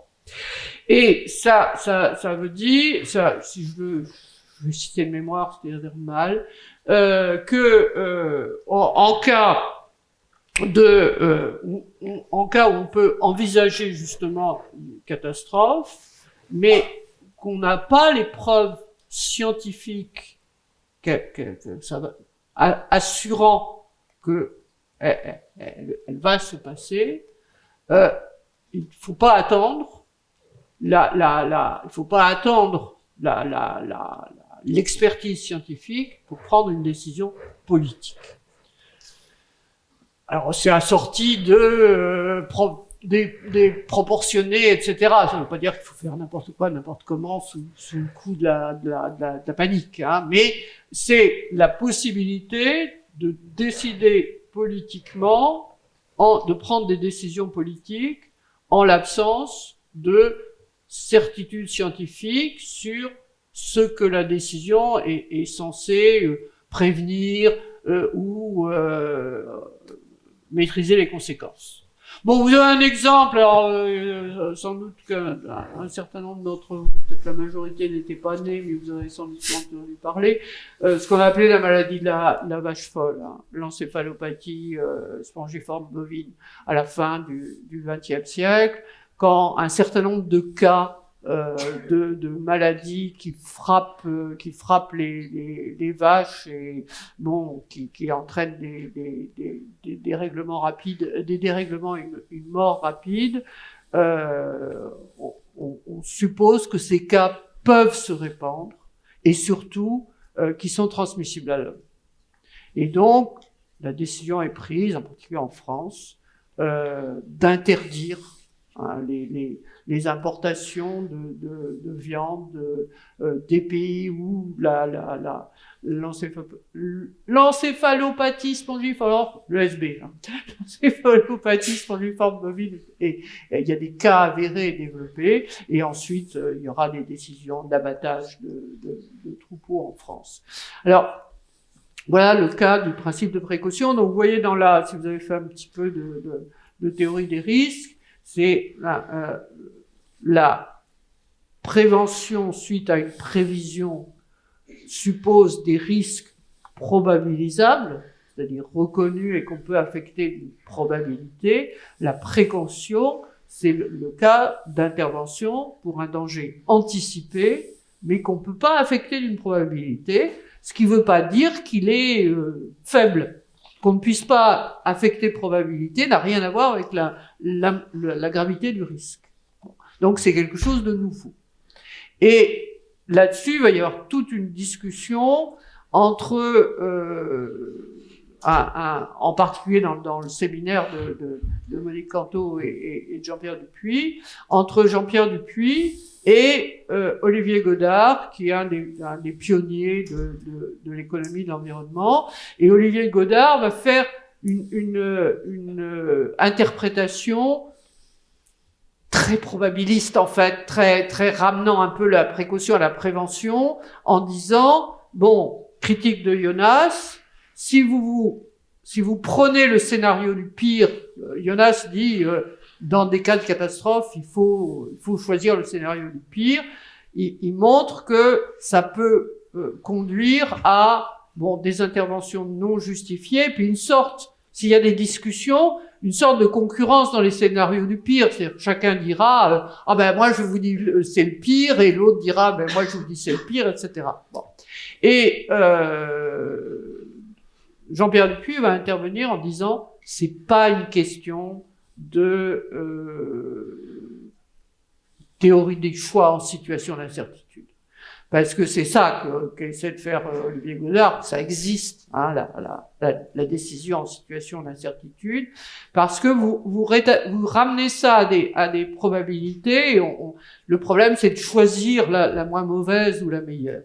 Et il dit, mais non, et c'est là qu'il va faire intervenir la théorie de la catastrophe, en disant, le problème n'est pas une aversion pour le risque, ou tel schéma de protection contre le risque. Le problème, il va faire, il va s'appuyer sur des théories anglaises dites de moral luck, de fortune morale, et c'est là qu'intervient le jugement. Si on se trompe, la faute est tellement grande que elle est complète, quoi. Donc la question n'est pas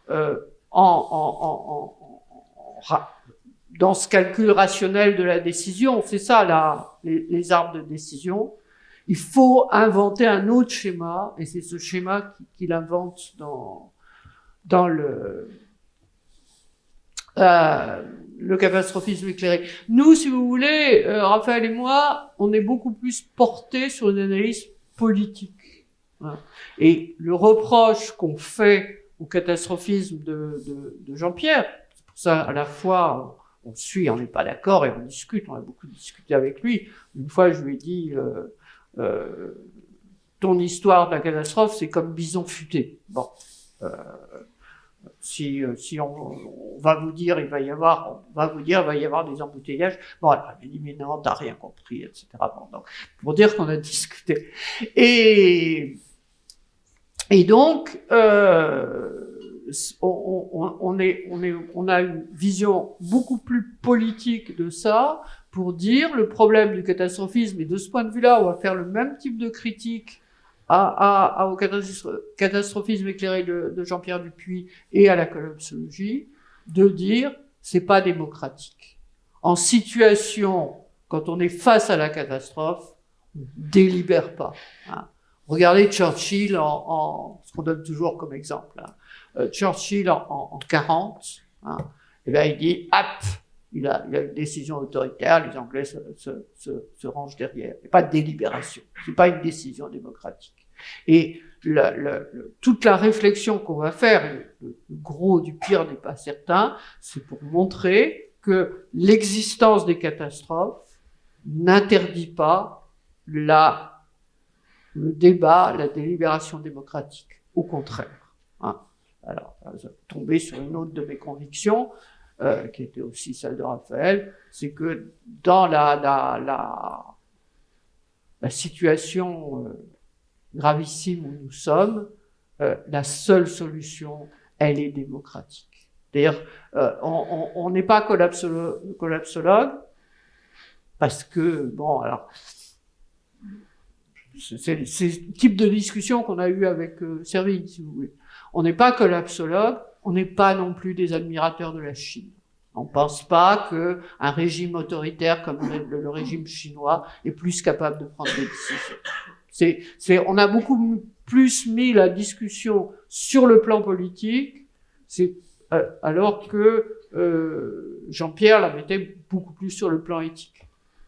Bon, ça ne veut pas dire que pour nous c'est pas une question morale. On est, je veux dire, on a introduit l'éthique de l'environnement en France, en gros, mais on est surtout attentif à la dimension politique des choses. Et dans la dimension encore morale, est-ce que alors les collapsologues qui affirment l'inévitabilité d'un effondrement commettent une faute morale? Ou je crois que c'est plutôt bête. Je crois que c'est plutôt une faute de raisonnement, hein, et des problèmes politiques. Je dirais pas qu'ils commettent une faute morale, non. Souvent, les pessimistes collapsologues sont opposés aux optimistes technophiles. qui pense que tout peut s'arranger grâce au génie humain et technologique. Dans les 7 écologies, Luc Ferry les oppose diamétralement. Mais ne serait-il pas en fait possible de les rassembler sous la même bannière ? Il est inutile de se mobiliser pour un avenir meilleur ? Ben, c'est un peu, si vous voulez, ce qu'on a fait, effectivement, c'est un des arguments du pire n'est pas certain. Bon, je reviens à optimisme technologique, pessimisme collapsologue. Je dirais effectivement, c'est le blanc et le noir. Hein. Si vous prenez ce qui est le plus ancien, qui est le grand récit du progrès technique qui va délivrer l'humanité de la faim, de l'ignorance, de la pauvreté. Bon, c'est un récit, et ce qui caractérise les récits, c'est qu'ils sont organisés vers une fin, hein, une fin au sens à la fois de finalité et de terme, hein, sauf que c'est un terme infini, ça va à l'infini, c'est un développement à l'infini. Et bon, ce qu'on appelle techniquement en philosophie téléologique, hein, ils sont déterminés par leur fin. Et donc c'est un grand récit où c'est à partir de l'avenir que on peut voir vers où on va. La collapsologie, c'est pareil, mais c'est le récit inverse. C'est-à-dire qu'on fait un grand récit, simplement lui, alors là, il va vers une fin au double sens du terme, c'est-à-dire c'est à la fois ce qui pousse, hein, là, ces systèmes complexes sont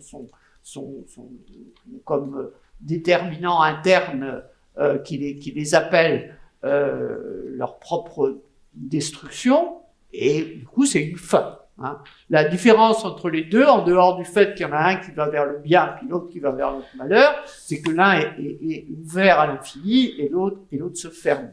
Mais c'est le même type de... Alors c'est pour ça que nous on refuse dans collapsologie, le logis, la racine grecque logos veut dire science. C'est pas une science. Les sciences sont pas téléologiques. Hein. Les sciences sont pas déterminées par leur fin.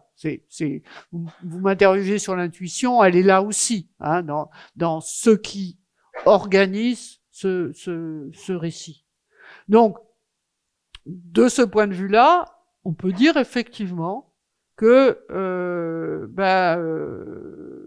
l'un et l'autre ne sont que, je vous dis, le blanc et le noir d'une même histoire. D'ailleurs, pendant le colloque de 2015, là, où on a finalement découvert, Raphaël et moi, une nouvelle variété de catastrophisme, la collapsologie. Alors, Servigne n'y était pas, mais son livre venait de paraître. On a été frappé à quel point on aurait pu résumer ce qui représentait ce courant, hein, il n'y avait pas que Yves Cochet, il y en avait d'autres. On aurait pu leur appliquer ce qui avait été, là encore, je parle à des gens qui n'étaient pas sans doute nés ou si bébés quand Margaret Thatcher était Premier ministre en Angleterre, mais Margaret Thatcher, bon, qui est cette ministre de conservatrice de droite Tory anglaise, avait une formule qui était « There is no alternative ». Tina, hein. C'est faire se développer l'économie ou rien.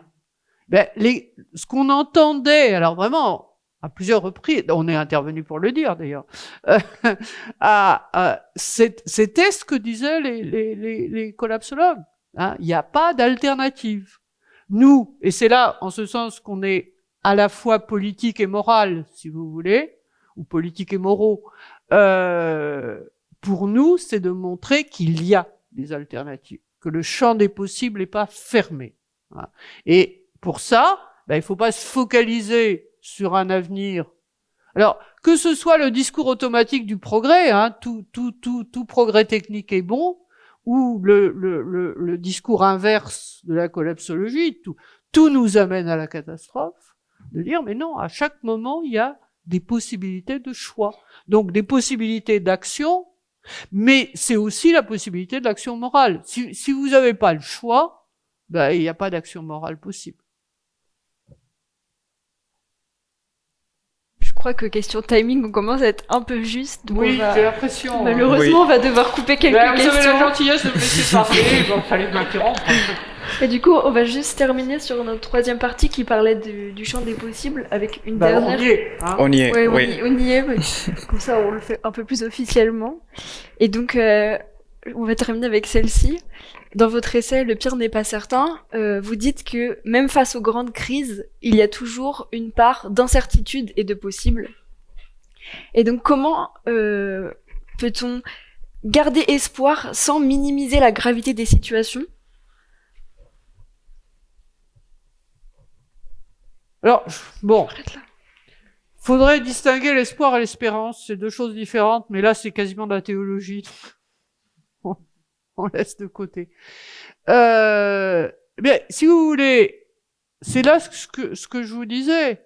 Si on regarde droit en face, avec la certitude, là je vois la lumière, elle est assez éblouissante. Ben, je suis fasciné, je bouge pas.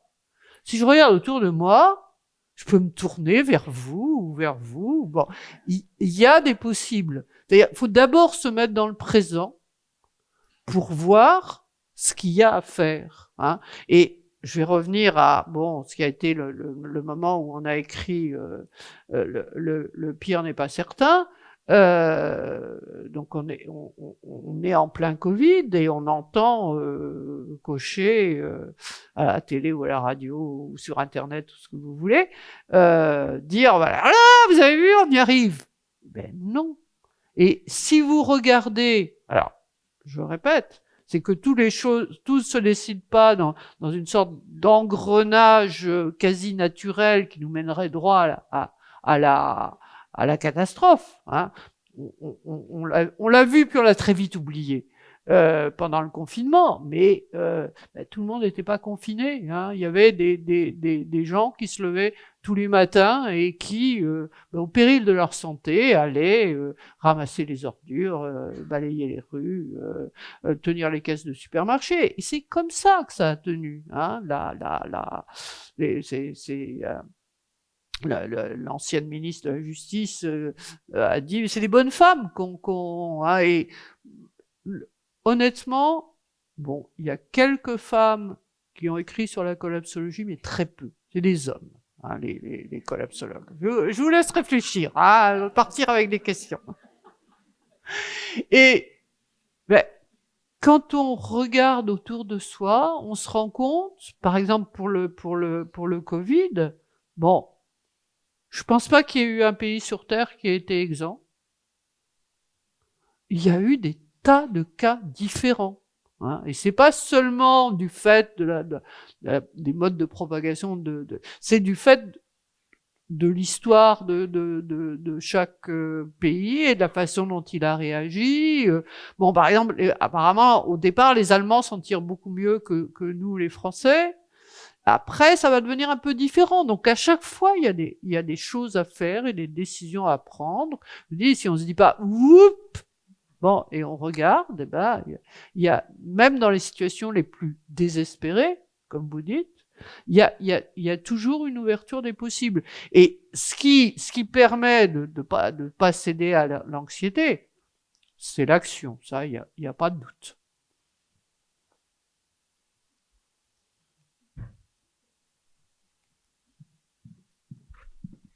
Merci beaucoup pour cet entretien, ma foi, qui était très complet, même si on a malheureusement dû sauter quelques questions. J'espère qu'on aura quand même l'occasion de vous les poser, nous personnellement, et peut-être qu'on viendra vous les raconter un jour. Suite au prochain numéro. Exactement. On va prendre un petit temps quand même pour prendre quelques questions, quelques réactions dans le public. S'il y a certaines personnes qui doivent partir parce que ils sont à court de temps, il n'y a pas de souci, vous pouvez y aller. Et sinon, on va se balader avec 2 micros, donc vous pouvez lever la main. Ouais. Et on vient vous passer tout de suite le micro.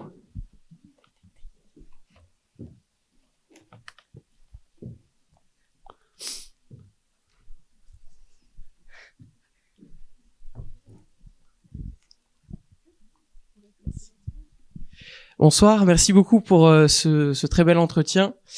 Est-ce que vous pourriez revenir rapidement, un peu plus développé sur la dimension politique dont vous parliez au travers de la réponse davantage démocratique que vous pensiez être plus pertinente avec votre mari?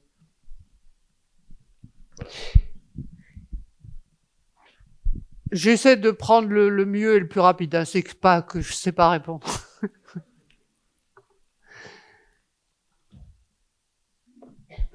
Je crois que la pire chose, et on pourrait en l'appliquer, dire le traitement du Covid est un bon exemple, parce que c'est une catastrophe en soi, hein. C'est pas, il y a eu beaucoup de morts, et à quel point, si on réfléchit à ce qui s'est passé, la façon dont ça s'est passé, ça a remis en cause, me semble-t-il, ce qui a été longtemps admis comme le traitement des grandes questions médicales de ce genre, des questions environnementales, qui est l'expert et le décideur.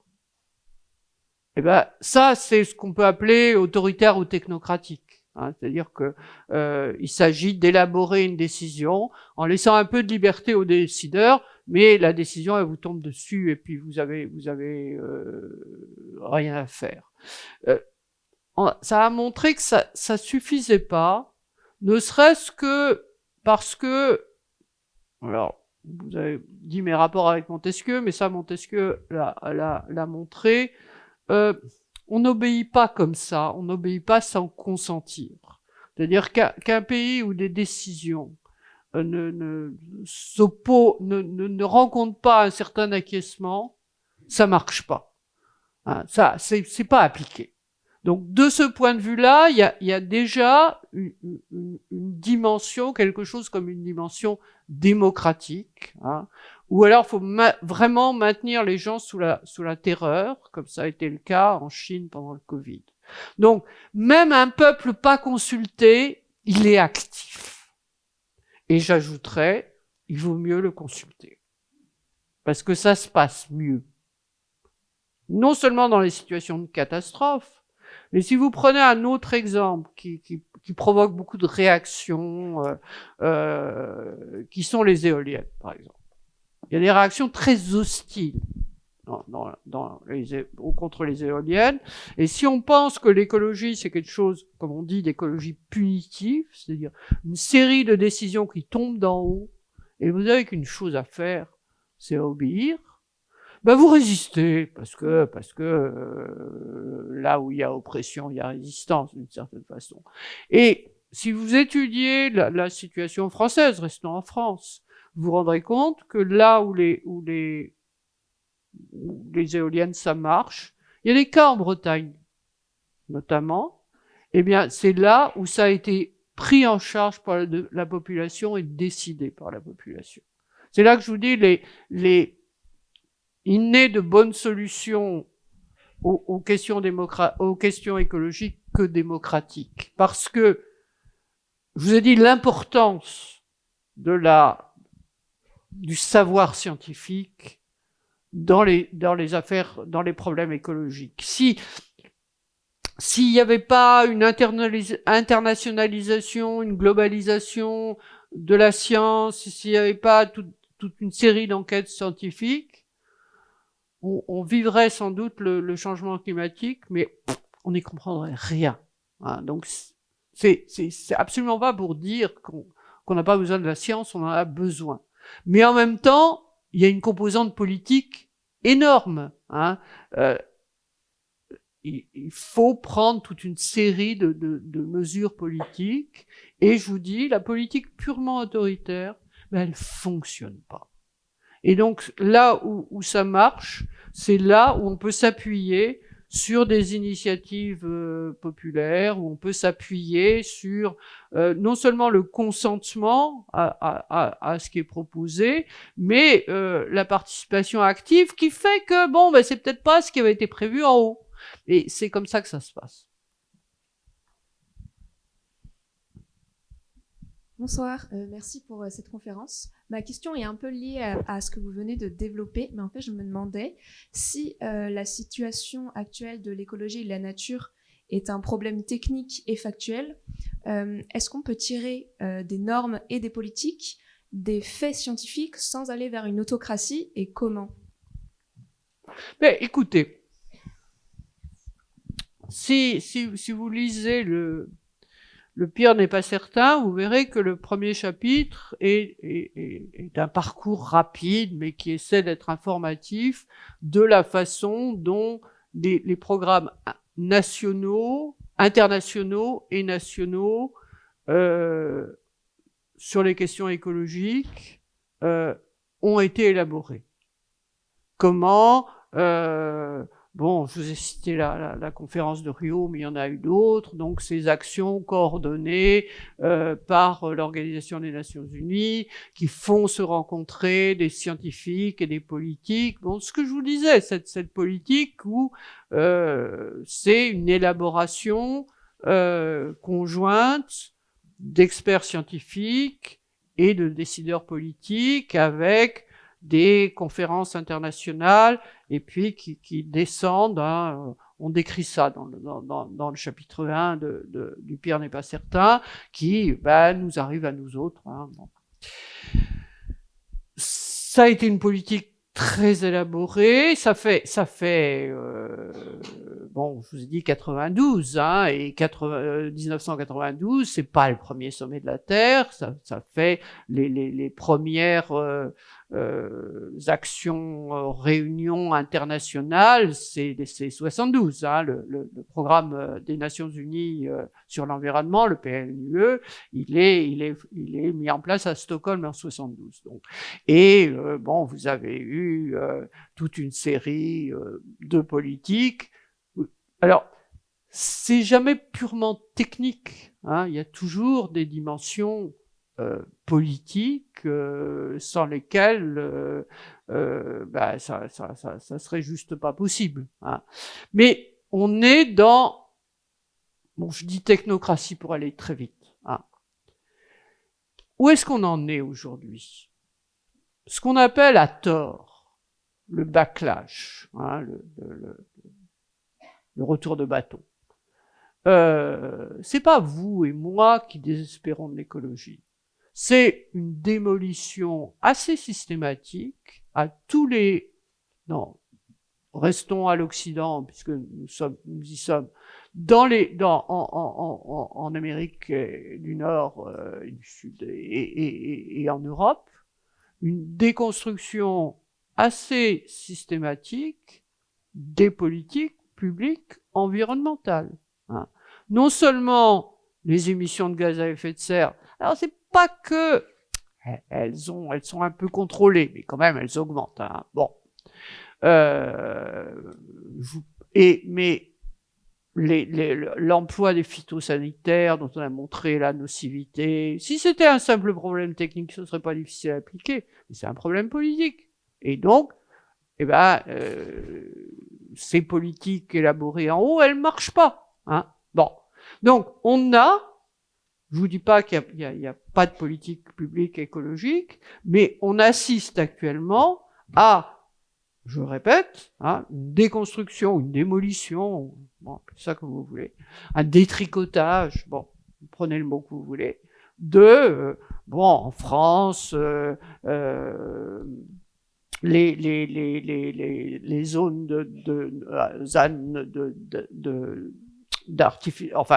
d'empêcher la construction des sols agricoles, les zones à faible émission, tout ce qui avait été décidé n'est non seulement pas appliqué, mais un certain nombre de politiques en revendiquent la non-application. Donc si on en reste là, on est très très mal parti. Pourquoi ça tient, comme mon histoire, les bonnes femmes qui ont empêché l'effondrement dans le Covid. Parce que vous avez, vous, moi, des tas de gens, et pas seulement individuellement, collectivement, nous avons, pas assez, mais nous avons changé nos façons de faire. Parce que parce que on connaît, vous, moi, on sait dans quoi on est, et on sait qu'on peut pas continuer à vivre comme avant. Je peux vous dire, moi, j'ai le premier livre que donc nous avons publié, c'est en 97. Ça fait un moment que je fais des conférences. Eh ben, j'ai vu les gens changer, honnêtement. Hein. Alors, c'est pas spectaculaire, mais il y a des tas de choses qui se font. Et donc, sans ça, eh bien, je répète, on est très très mal parti. Donc, si je suis pas collapsologue, c'est aussi parce que j'ai confiance dans la capacité des gens à faire quelque chose et à agir individuellement et surtout collectivement. Voilà. Merci infiniment, Catherine Larère. Je sais pas trop s'il nous reste du temps pour une dernière question. Qu'en pensez-vous ? Il y a quelqu'un qui lève avec enthousiasme un pull blanc. Alors on arrive. Là-bas. Est-ce que la personne peut relever la main ? J'arrive. On la laisse, sinon elle va être triste.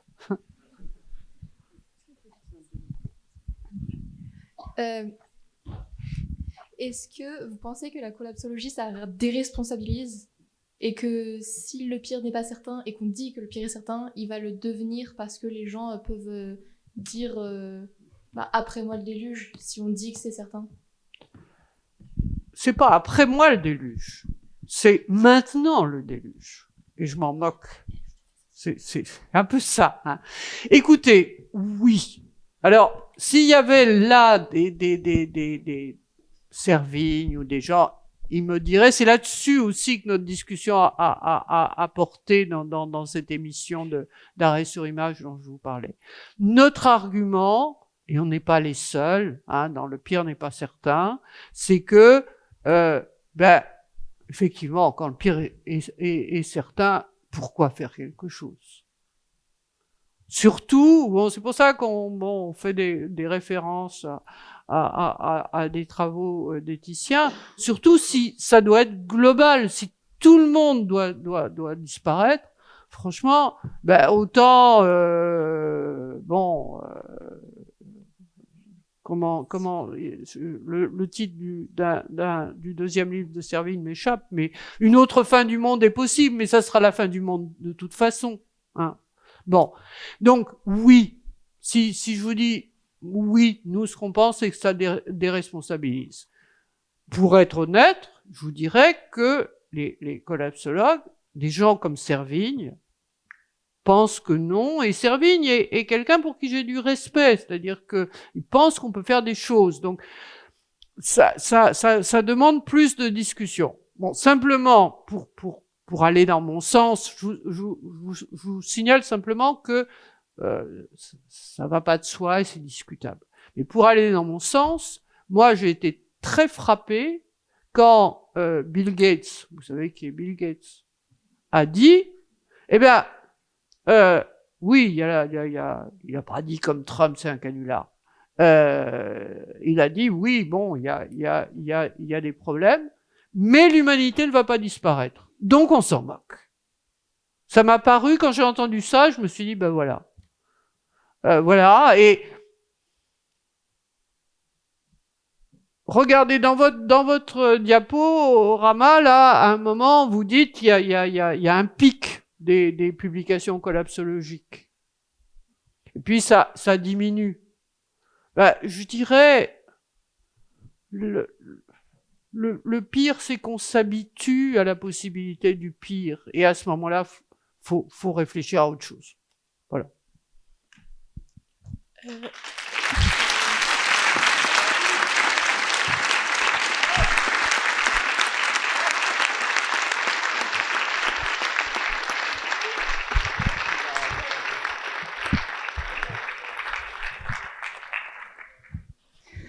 On va s'arrêter là pour ce soir. Merci infiniment. Merci Catherine Larère pour votre présence, pour vos réponses. Merci aux étudiants du CPES qui ont participé à l'échange, à la conception des questions. Merci au Diapason, au service culturel de l'université, à la régie, à Corentine. Merci à vous d'être présents ce soir. Et on se retrouve en janvier avec la glaciologue Lydie Lescarmontier. Bonne soirée.